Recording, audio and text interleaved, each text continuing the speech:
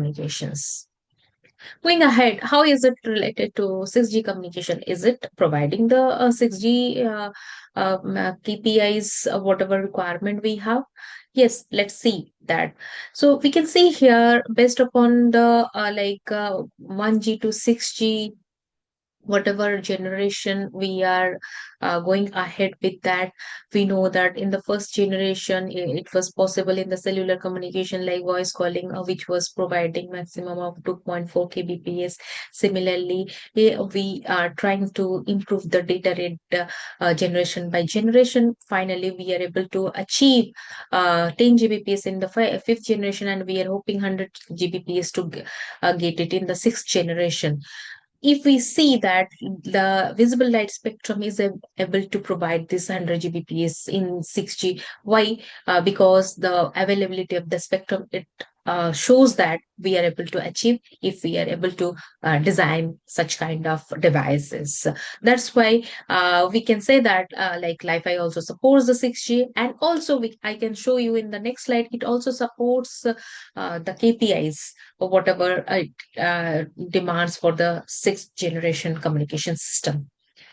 Similarly, we can see that in the optical wireless communication, we have many wings. We can do underwater communication by using visible light, and we can do vehicle to vehicle communication by using the headlight and tail light. We can do the building to building optical wireless communication by using the free space optics, satellite to base station or flights. So we can do by using optical wireless communication using the visible light or laser, LEDs or lasers. Similarly, indoor networks also I had shown we can by utilizing the indoor lighting system. We can also utilize this optical wireless communication. If we see the generation wise, the sixth generation supports the sub-millimeter wave, infrared, and visible light communication also in the optical wireless communication.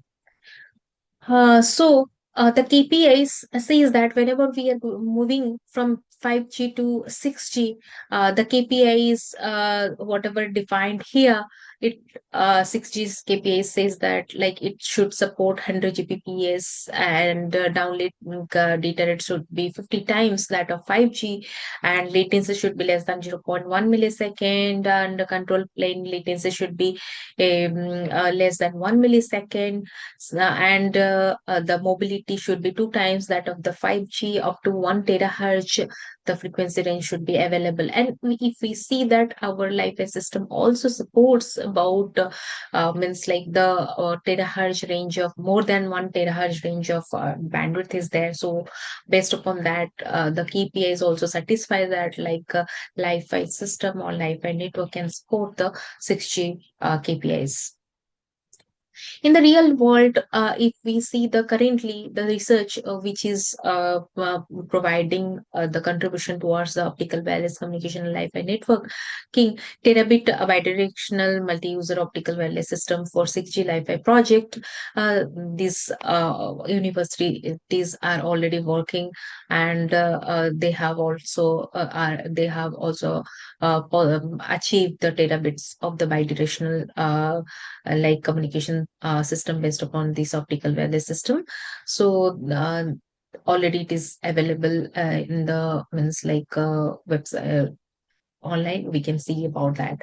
If we see then globally how the contribution from India, we have in the 6G, we are also from India, we are supporting this TSDSI contribution. We are also providing the standardization for this Li-Fi contribution from our side into the TSDSI, as well as we can see that global wise optical wireless networks also forum is working uh, means for the 6G initiative for this optical wireless communication. So finally, we can say that based upon various kinds of optical devices, we are able to achieve terabits per second wireless network by using the optical wireless communication. And also, whatever the availability of the optical spectrum is there, those means the advantage will be improving the user experience and inbuilt security available, because light cannot penetrate to the wall. So inbuilt means security system is available with the lighting communication, light communication also. Now we can see that like Li-Fi also play one of the major role in the 6G communication, which also supports the KPIs of the 6G communication. That's why we are just shifting from optical fiber to optical wireless communication. Let's see that how Li-Fi coexist with the Wi-Fi. Wi-Fi is the we can say that Li-Fi is the complement to the Wi-Fi.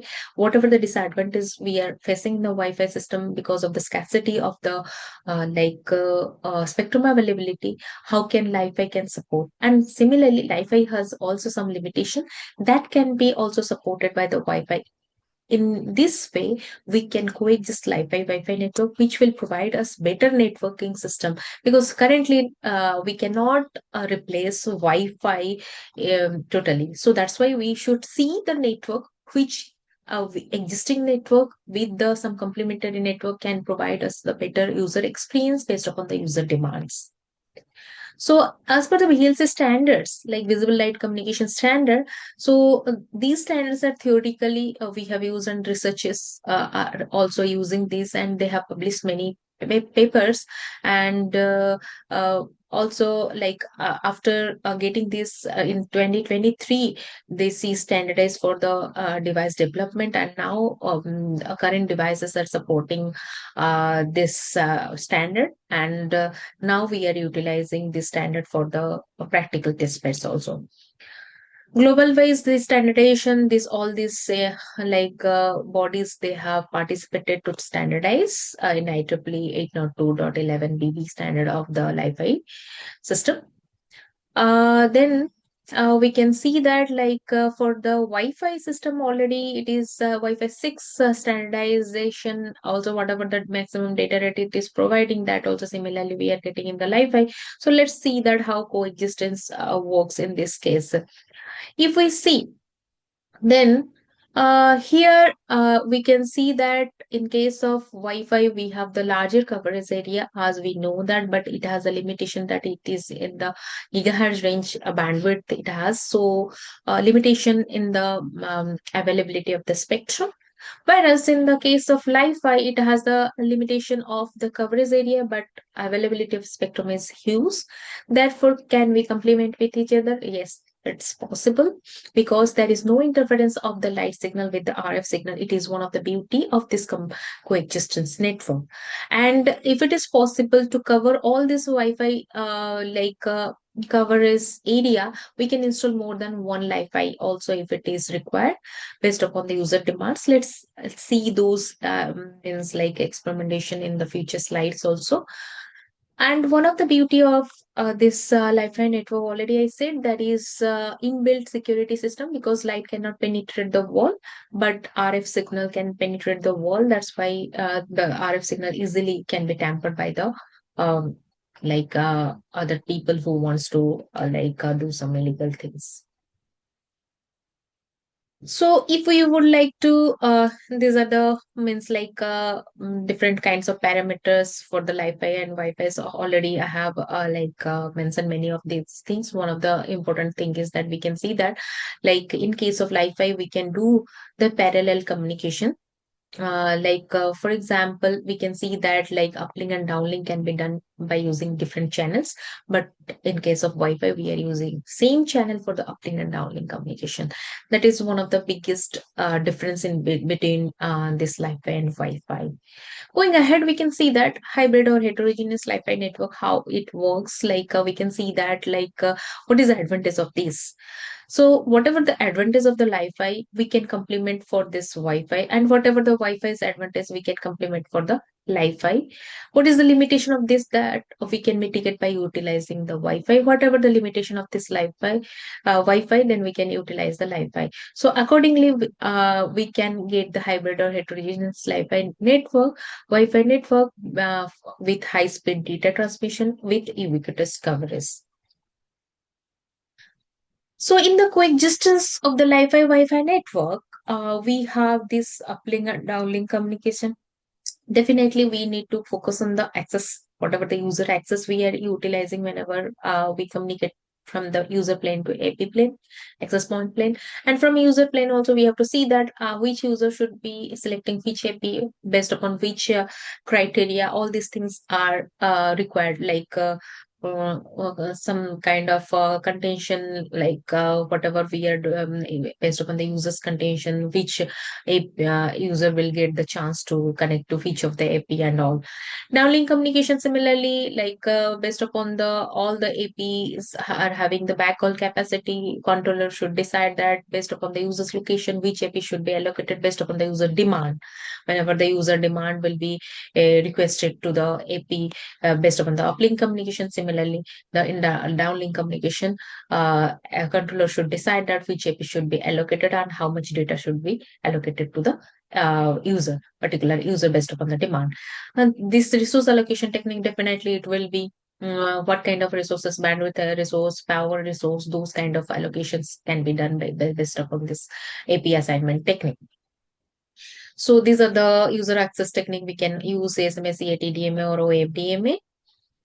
Coming to that, like whenever we are doing quick distance between this Wi-Fi and Wi-Fi, the major role of this central controller is there. So central controller can help in the AP selection, AP assignment, resource allocation, and one of the important thing is link aggregation. What does it mean by link aggregation? Whenever the user is demanding for high applications requirement, like AR, VR applications, then demand for more, but standalone Wi-Fi and Wi-Fi network, if they are not able to provide that demand, then there is a possibility that a central controller can takes the packets from the Wi-Fi network and Wi-Fi network and reorder them and assign those to the user based upon the link aggregation. So this is link aggregation is nothing but aggregating the packets from the Wi-Fi network and Wi-Fi network and providing the user which is having the high demand.